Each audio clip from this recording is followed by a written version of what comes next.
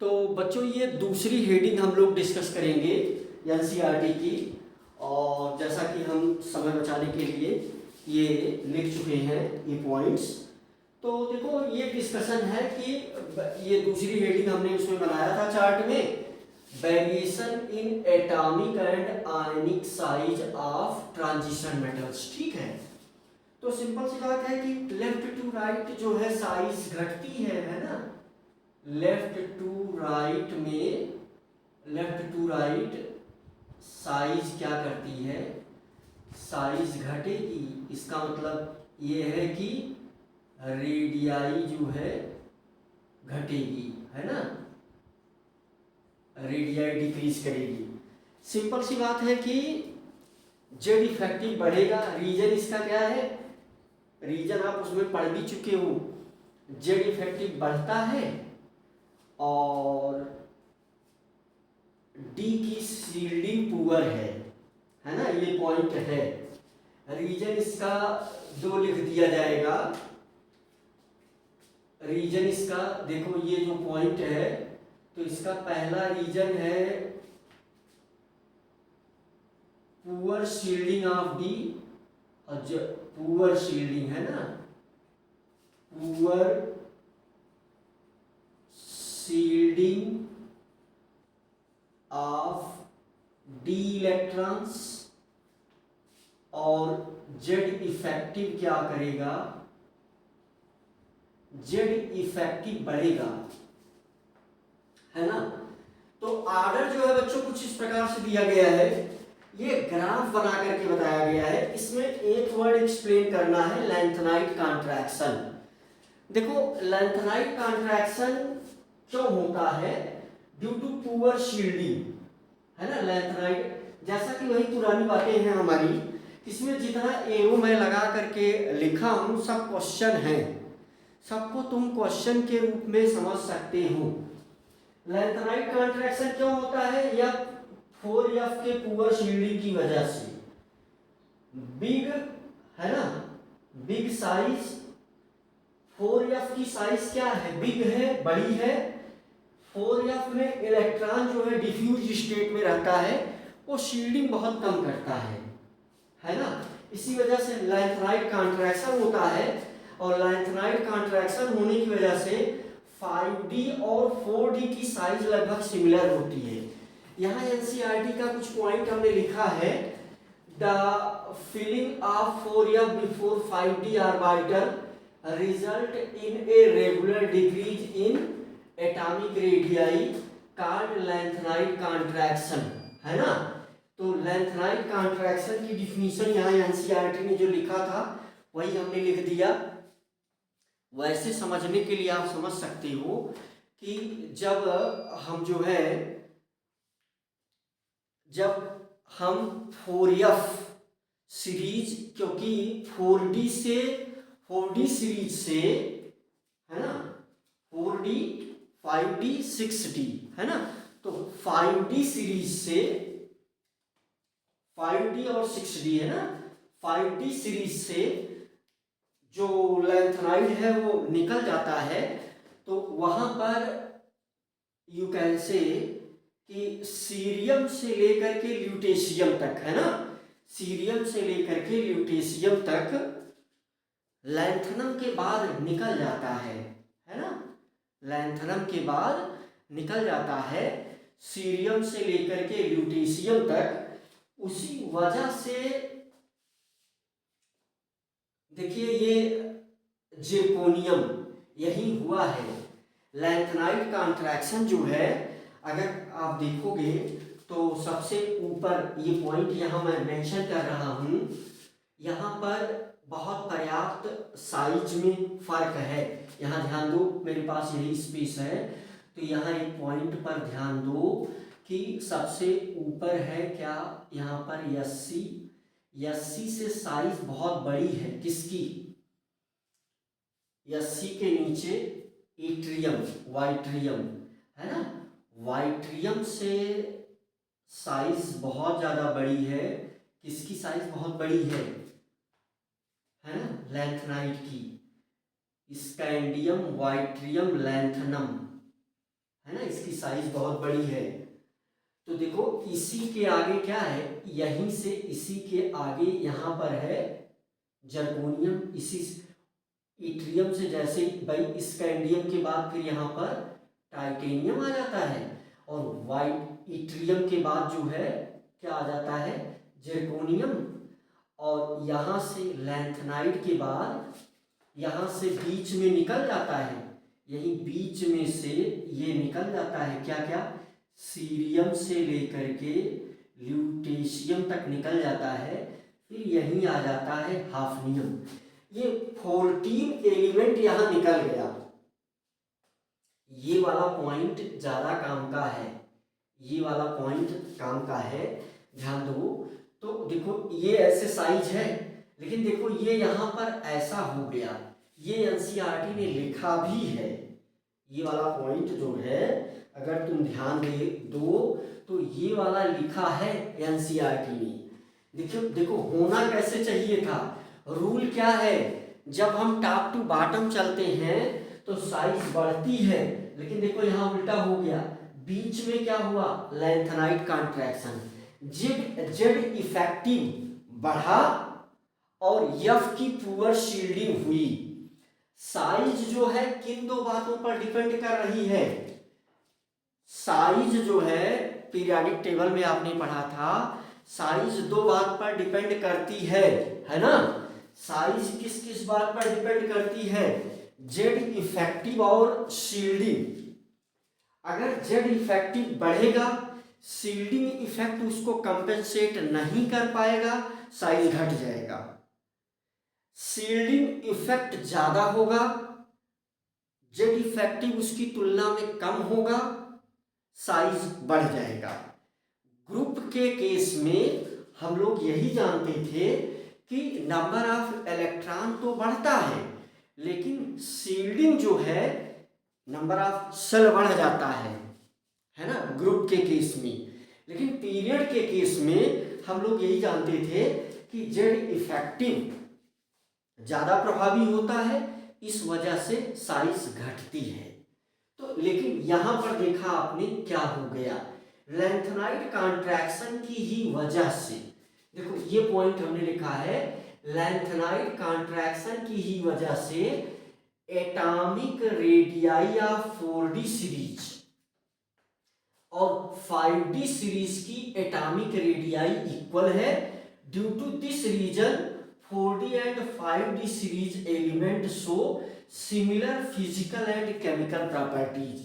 तो यहां पर जो है, यानी अगर हम केवल दो सीरीज की बात करें, अगर हम केवल और केवल दो सीरीज की बात करें, तो यहां पर टॉप टू बॉटम अगर सिर्फ दो एलिमेंट को कंसीडर करें तो 5D में ऊपर वाला एलिमेंट और 6D है ना, 4D का ऊपर वाला एलिमेंट और उसके नीचे 6D वाला एलिमेंट, उसमें ग्रुप सिमिलरिटी ज्यादा है, सीरीज सिमिलरिटी कम है, इसी वजह से ये बात लिख दी गई है ना। तो इसी साइज की वजह से देखो जिंक यहाँ भी डिस्टर्बिंग क्रिएट कर रहा है, यहाँ बीच में आ गया है ना, जिंक जो है यहाँ पर बीच में आ गया है। अब देखो यही साइज की वजह से डेंसिटी का आर्डर ये बन जा रहा है, जिंक देखो फिर से बीच में आ गया है, यानी डेंसिटी कम हुई है। वैसे सिर्फ जिंक को अगर हम निकाल लें तो डेंसिटी जो है सीधा सीधा है, तो डेंसिटी में बैरिडियम के बाद जिंक आ जाता है ना। तो यानी कई बार अगर रिपीट करके हम पढ़ते हैं तो ये बातें दिमाग में हमारे बैठ जाती हैं और बिना एफर्ट के नंबर मिल जाता है हमें, है ना।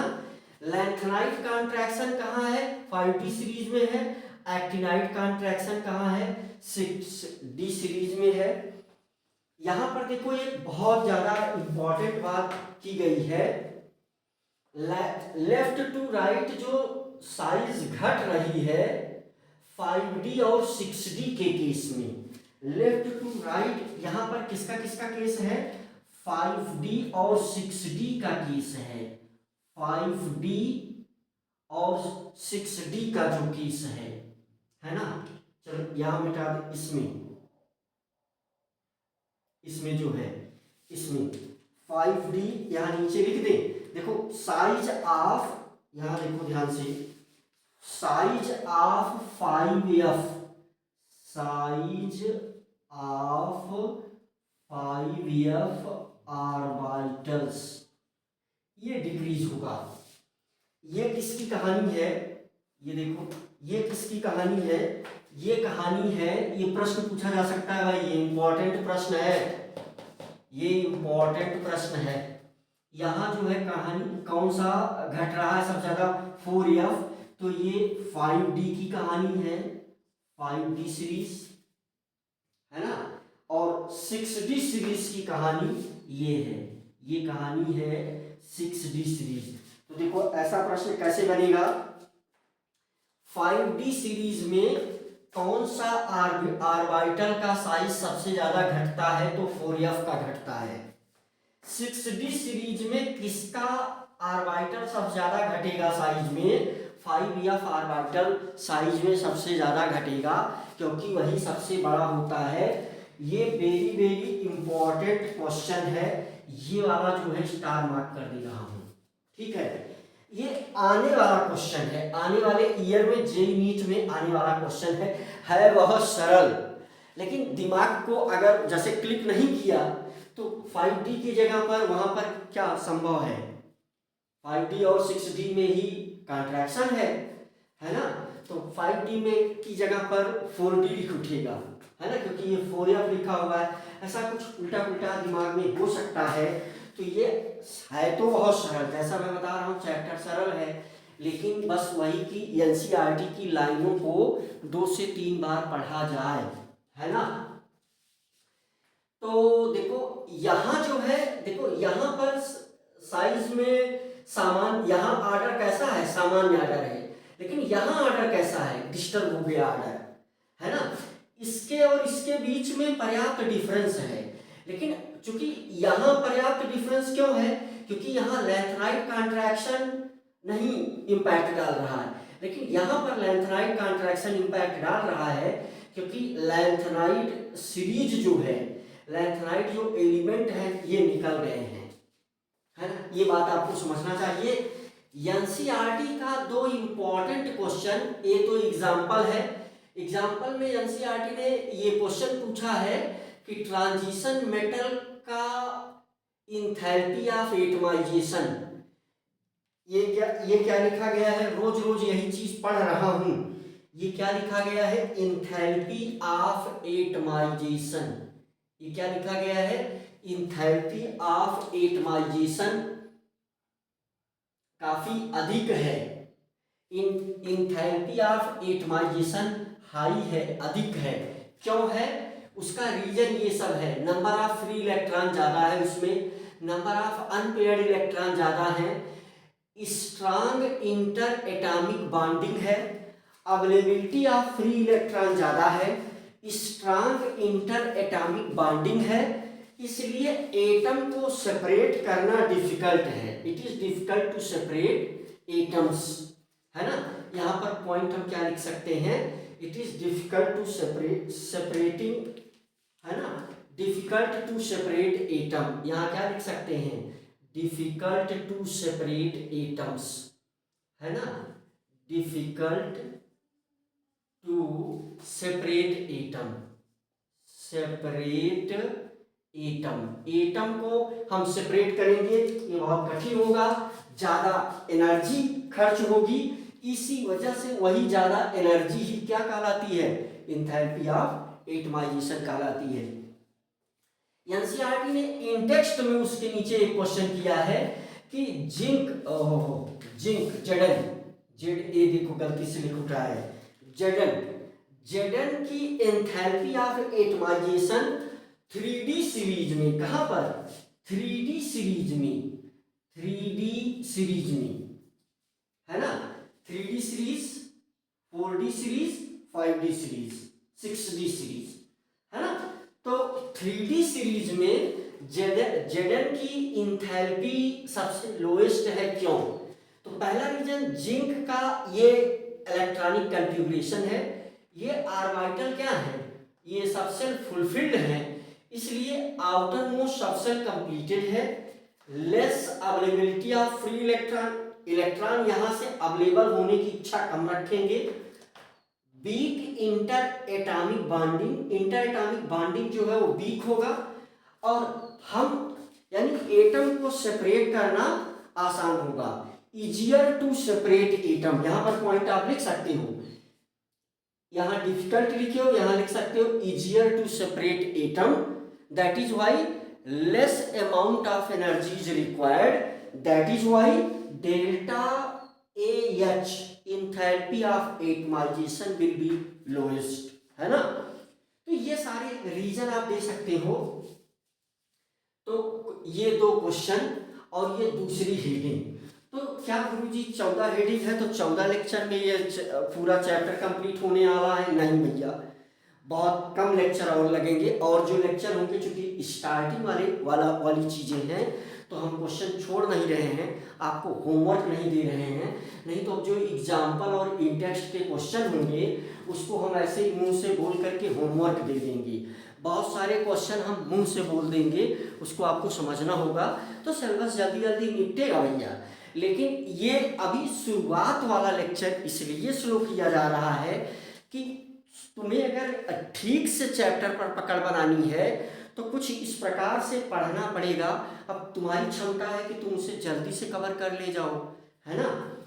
देखो बहुत जल्दी के भी चक्कर में पड़ोगे, मान लो बहुत जल्दी हम कंप्लीट कर दिए, अब पता लगा हमारे पास शून्य बटा सन्नाटा कंसेप्ट हमारे अंदर गया, कुछ फील ही नहीं आई। जब हम फिर कभी किताब रिवीजन के लिए खोले तो वैसा का वैसा ही है। तो पहली बार में समय दो, मैं यही कहना चाहता हूं, है ना। एक बार देखो सारी चीजें देखो, एक बार पॉइंट को देखो, यानी इतने क्वेश्चन का डिस्कशन हमने यहाँ पर किया है ना। अब हम समय बचाने के लिए और क्या कर पाएंगे, पहले ही हमें लिख देना पड़ेगा। देखो 1 क्वेश्चन, 2 क्वेश्चन, 3 क्वेश्चन, 4 क्वेश्चन, है ना, 5 क्वेश्चन, 6 क्वेश्चन, है ना, इस प्रकार से 7 क्वेश्चन, 8 क्वेश्चन, 9 क्वेश्चन, 10 क्वेश्चन, है ना, 11 और 12, ये 12 क्वेश्चन के आसपास मुझे दिख रहा है। अब इससे जुड़ा हुआ और जो डिस्कशन है लॉजिकली, वो तो आपके सामने बातें आ ही सकती हैं, है ना। यहां देखो इस चीज को थोड़ा सा हम फिर से एक्सप्लेन एक बार कर देते हैं। The filling of 4f before 5d orbital result in a regular decrease in atomic radii called lengthenite contraction, which essentially compensate the expected increase in atomic size with increasing atomic number, है ना। तो 4f का जो मामला है, 4f का जो मामला है वो बच्चों वो नहीं वो करेगा 4f की पुअर शील्डिंग की वजह से, है ना। देखो यहाँ जो है, यहाँ ज्यादा एटम के साइज, मतलब देखो साइज जो है वो बहुत पास पास में है। यहाँ देखो गैप इसमें ज्यादा है, यहाँ गैप कम है ना। तो ये जो ग्राफ बना हुआ है एनसीईआरटी में, एनसीईआरटी का ये ग्राफ एनसीईआरटी से देखो, यहां से भी तुम समझ सकते हो, है ना। ये जो है यू कैन से ये 3D सीरीज 4D सीरीज ऊपर चलने पर साइज बढ़ रही है। यहाँ हम क्या बता देंगे, इस डायरेक्शन में देखो, एक ग्राफ बनाने में एक भारी मिस्टेक हमसे हुई है। जैसे ही इस डायरेक्शन में आगे चलोगे, चाहे यहाँ बना लो चाहे यहाँ बना लो, साइज इंक्रीज कर रही है, ठीक है, ऊपर चलने पर साइज बढ़ रही है ना। तो कुल मिलाकर के थोड़ा सा स्लोली पढ़ोगे तो मुझे लग रहा है कि चीजें तुम्हारे दिमाग में रुकेंगी और फील आएगा। दिमाग तुम्हें ये कहेगा, है ना, माइंड तुम्हारा जो है तुम्हें इसके लिए जो है करेगा कि हाँ तुमने जो कुछ पढ़ा तुम्हें उसकी फील आई, है ना। तो जो है शुरुआत के लेक्चर हैं, इसीलिए जो है इस प्रकार से चल रहा है।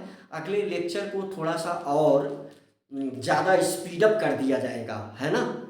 तो इस वजह से थोड़ा सा आप अभी यहाँ जहाँ तक मैं पढ़ाया हूँ कोशिश करें कि आप एनसीईआरटी पढ़ें, राइट। तो मुझे लग रहा है कि जल्दी से हम एक बार आपको लैंथेनाइट कॉन्ट्रैक्शन समझा दें, फिर से फिगर बना करके ऐसा कुछ, है ना। तो अट्रैक्शन, मुझे लग रहा है कि सारे पॉइंट आपके लिए बिल्कुल इजी ही हैं। तो लेंथेनाइट का अट्रैक्शन जो है वो दिमाग में होना चाहिए फिगर के रूप में। तो ऐसा कुछ दिमाग में बढ़ना चाहिए, बैठना चाहिए, है ना। तो जल्दी से देख लो लेंथेनाइट का अट्रैक्शन, इस लेक्चर में लेंथेनाइट का अट्रैक्शन जल्दी से देख लो फिर से एक बार। लेंथेनाइट का अट्रैक्शन देखो, हम क्या जानते हैं, हम ये जानते हैं भाई कि जैसे अब ये लिखना नहीं है, ये चाहो तो तुम लिख भी सकते हो अपने लास्ट में लिख लेना स्वयं को समझाने के लिए। ये हेडिंग क्या है, लेंथेनाइट का अट्रैक्शन, ऐसे हेडिंग लेकर के बना लेना फिगर, ऐसे हेडिंग लेकर के फिगर बना लेना। देखो हम क्या जानते हैं कि Sc के बाद क्या आता है, टाइटेनियम। टाइटेनियम के बाद जो है क्या आएगा, है ना, टाइटेनियम के बाद ये ऐसे, है ना। तो जैसे जैसे हम इस तरफ जाएंगे, यानी लेफ्ट टू राइट जैसे ही हम बढ़ते हैं, है ना, तो ये साइज क्या करती है, घटती है। साइज क्यों घटती है, रीजन इसका क्या है कि जेड इफेक्टिव बढ़ता है ना। तो लेकिन देखो ध्यान समझो, तो ये 3D सीरीज में तो कोई समस्या नहीं है, 3D सीरीज में तो कोई समस्या नहीं है, 4D सीरीज में भी कोई समस्या नहीं है, 4D सीरीज में भी कोई प्रॉब्लम नहीं, 3D में भी कोई प्रॉब्लम नहीं, 4D में भी कोई प्रॉब्लम नहीं, यहां भी कोई प्रॉब्लम नहीं, नो प्रॉब्लम ऐसे लिखना। लेकिन जब 5D की कहानी बनती है तो 5D के मामले में, है ना, लापता, है ना, लापता वरना उस राट से पिटेगा और हॉस्पिटल जाएगा। तो बीच में यहाँ लापता, लैंथनम, HF, फिर टैंटलम, है ना, तो ये ऐसे चलने लगा लापता। चलो और अच्छे से, तो यहां से देखो लापता, टैंटलम, लापता वरना उस राट से पिटेगा और हॉस्पिटल जाएगा। बीच में क्या निकल गया, ये जो है 57, यहां से क्या निकल गया, CE58, और क्या निकल गया, LU71, ये निकल गया। अब ये जो है यहाँ क्या फिल कर रहा है, यहाँ 4F फिल कर हो रहा है, यहाँ पर, यहाँ से यहाँ चलने पर ये 4F फिल हो रहा है ना, 4F फिल हो रहा है। तो ध्यान दो जरा सा, अब देखो सेल नंबर तो वही है, 5D सीरीज का मतलब ये है, इसमें सेल नंबर 6 है, तो 4F तो बन गया, है ना, तो 4F बन गया। अब देखो यहाँ से ध्यान दो, यहाँ से ये ऐसे न्यूक्लियस होता है, ऐसे ही सेल होता है, तो ये कौन सा सेल होगा, ये छठा सेल होगा।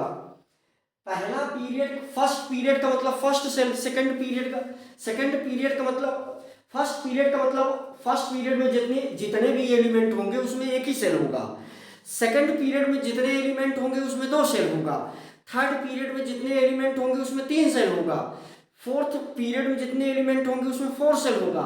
तो ऐसे ही अगर तुम 5D की बात करो तो इसमें 6 सेल होंगी, 1 shell, second shell, third shell, fourth shell, है ना। अब हर सेल सब सेल में और सब सेल ऑर्बिटल में डिवाइड है, ऐसे कार्यक्रम चलता है, तुम्हें ये बात पता है। तो ये वाला मामला जो है, ये देखो यहां से कुछ समझा रहा हूं। अब इसमें हमारे वर्ड को जोड़ करके तुम अपनी भी इमोशन को इसमें जोड़ोगे तो मामला एकदम पूरा क्लियर है। तो बहुत सरल, अपने सेटिस्फैक्शन के लिए समझा रहा हूं। यहाँ होता है न्यूक्लियस, है ना, तो 1 shell, 2 shell, 3 shell, 4 shell, 5 shell, 6 shell, ऐसे 6 सेल बन गया, है ना। तो अब चौथे में 4F आ गया। देखो ये पहला सेल, दूसरा सेल, तीसरा, चौथा, पांचवा, छठा, है ना।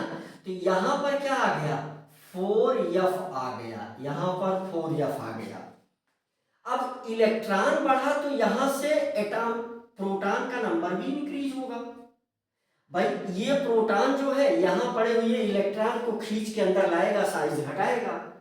लेकिन यहां जो बीच में पड़े हुए इलेक्ट्रॉन है, शील्डिंग की वजह से इसके न्यूक्लियस का इंपैक्ट बाहर नहीं लगने देते, लेकिन ये तो बहुत पुअर शील्डिंग करता है, तो इसकी साइज लगातार ये घटाएगा। यहाँ जो स्टार लगा करके क्वेश्चन लिखा था, तो 4F की साइज को लगातार घटाएगा, इसी को हम बोलते हैं लेंथेनाइट कॉन्ट्रैक्शन, है ना। तो मुझे लग रहा है कि बातें आपको समझ में आई हैं। ये क्वेश्चन, ये छोटी छोटी बातें जो है, ये डिफिनीशन भी ऊपर लेंथेनाइट कॉन्ट्रैक्शन की लिख दी गई है। तो अगला जो टॉपिक होने वाला है बड़ा ही इंपॉर्टेंट है। अगला टॉपिक एनसीईआरटी ने क्या दिया है? अगला टॉपिक एनसीईआरटी ने आयोनाइजेशन एंथैल्पीज दिया है। तो आयोनाइजेशन एंथैल्पी को आप लाइन बाय लाइन पढ़ो और हम जो है डिटेल में डिस्कस करेंगे, है ना। नेक्स्ट लेक्चर में हम जो है बहुत ही सबसे ज़्यादा इम्पॉर्टेंट टॉपिक है आयोनाइजेशन एंथैल्पी।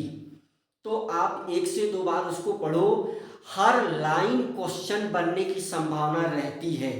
देखो, हर लाइन को डीप में चल करके आराम से दिमाग लगा करके पूरे सेटिस्फैक्शन से पढ़ लो, कभी भूलेगा नहीं, क्वेश्चन बन जाएगा, मामला सेट हो जाएगा। रफली पढ़ लो, टाइम गंवा दो, वो पढ़ते समय कभी क्वेश्चन नहीं बनेगा, हमेशा गलती हो जाएगा, राइट।